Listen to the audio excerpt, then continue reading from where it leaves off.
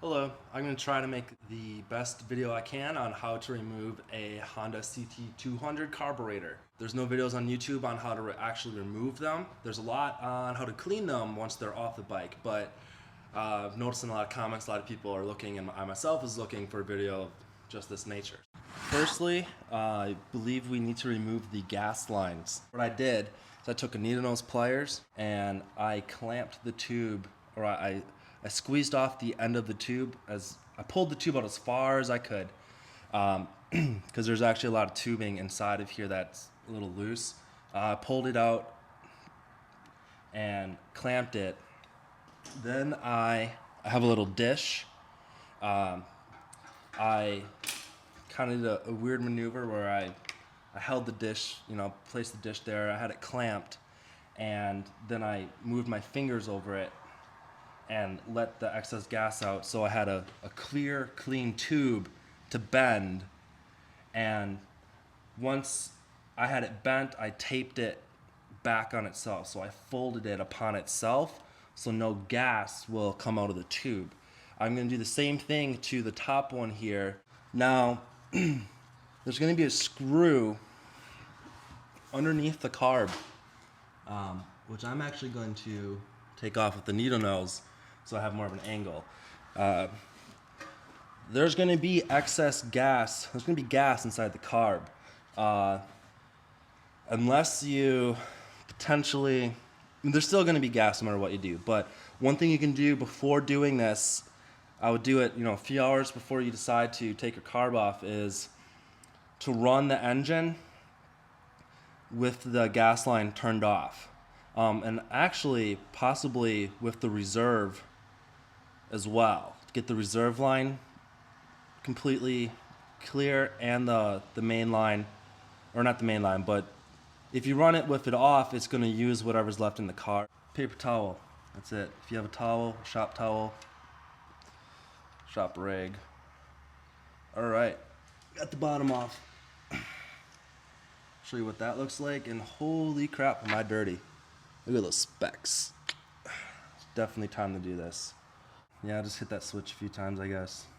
Getting drips every time. Let's try the choke. Open up just a little bit, see. No, here we go. I got it. Okay. Whew. We will be taking off the choke cable. It's on the end of the carb, closer to the front wheel. And the cable's here.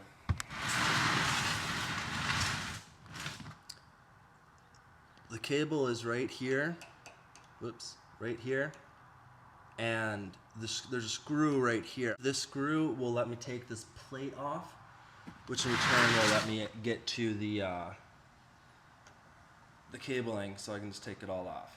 I am hand doing this. Now, one thing I can recommend when taking off any part of a bike, especially carbs, always hold panels in place when removing screws as much as you can.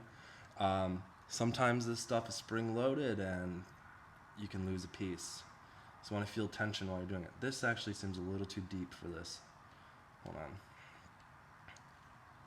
on. Oh, okay. So I have the screw off. A spring, this piece. This would be the next piece that you should take off.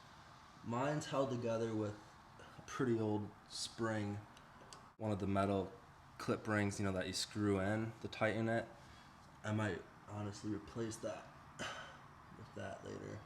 But for now, I'm keeping this spring intact. What I'm doing is I'm pulling up right here. And I'm just putting it to the side, and I'll just let it stay on top. And I'm a little dirty in there. Okay, next part's pretty easy. Take off these screws. Hand loosening when I can. I don't want to mess up any of my pieces. On this bike, it's old. I don't want to replace anything if I don't have to. I have a lot of pride in this bike, it being very original. Left and right sides, I never want to over thread or misthread a bolt. So I always keep track of what which one goes where. I'm gonna need a different tool. I'll take that part off and I'll continue using a ratchet to take these off.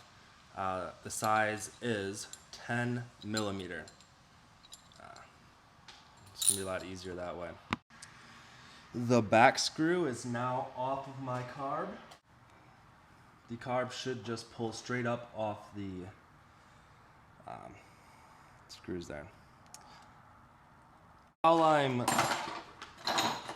taking apart my bike, I'm actually going to just take a look at the tubing, the intake, post air filter, to see what we're looking at inside this tube. Maybe this needs to be cleaned out too. Who knows?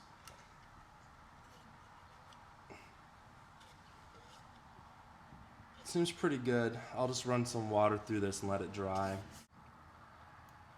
One thing I can say from working on these, be very careful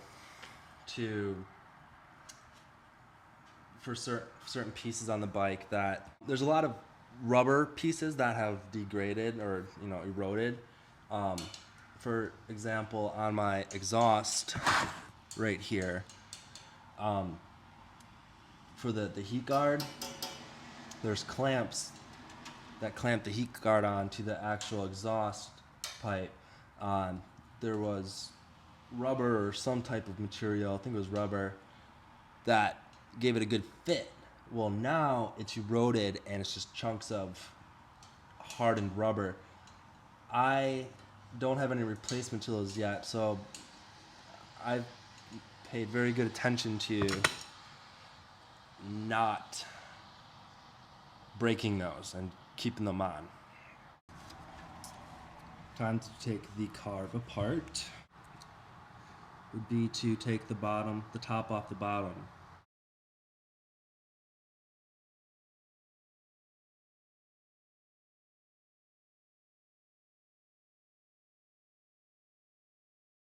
Don't really kill me for it, because I'm the only one. Oh, there's some gas. I'm the only one who is putting up a video like this. Actually, now we're actually about where everyone else is. You can actually probably link in the the comments someone else's video when it comes to cleaning. This is pretty good. It's still pretty dirty though. I'm gonna pour the gas out that's in here.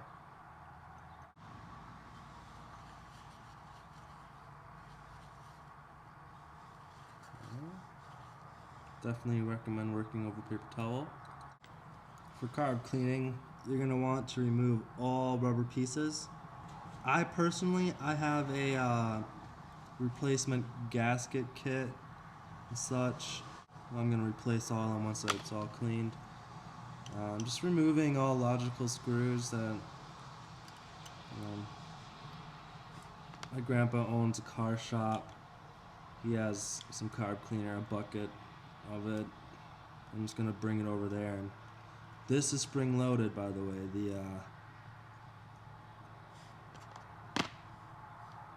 Or maybe not. I felt like it was. Just gonna bring it over there. So I'm gonna cheat and I'm just gonna dump all this in his stuff.